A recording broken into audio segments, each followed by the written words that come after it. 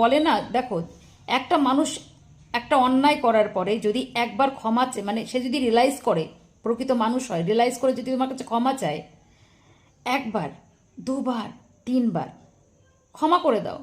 কিন্তু সেই ভুলটা যদি বারবার করে এবং এসে যদি বলে, না রে আমি এরকম রাগী মানুষ, তো আমি এরকম, আমার মুখ থেকে বারবার ফসকিয়ে যায়, বিশ্বাস কর আমি তোকে প্রচুর ভালোবাসি, আমি জানি না আমি হিট অফ দ্য মোমেন্টে আমি রাগ হলে এগুলো করে ফেলে, ওগুলো না গো, এটা মিথ্যে কথা। যে বা যারা বলে যে তোকে আমি ভালোবাসি কিন্তু আমি জানি না আমি রেগে গিয়ে তোকে এই কথাটা বলেছি, এই কথাটা আমি বিশ্বাস করি না।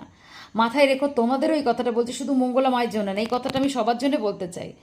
যদি তোমার কোনো মানুষ তোমাকে প্রচুর কষ্ট দেয়, একবার, দুবার, তিনবার, তার পর যদি সেটা করে ফেলে, তাহলে সেটা কিন্তু অন্যায় না, চরমতর অন্যায়।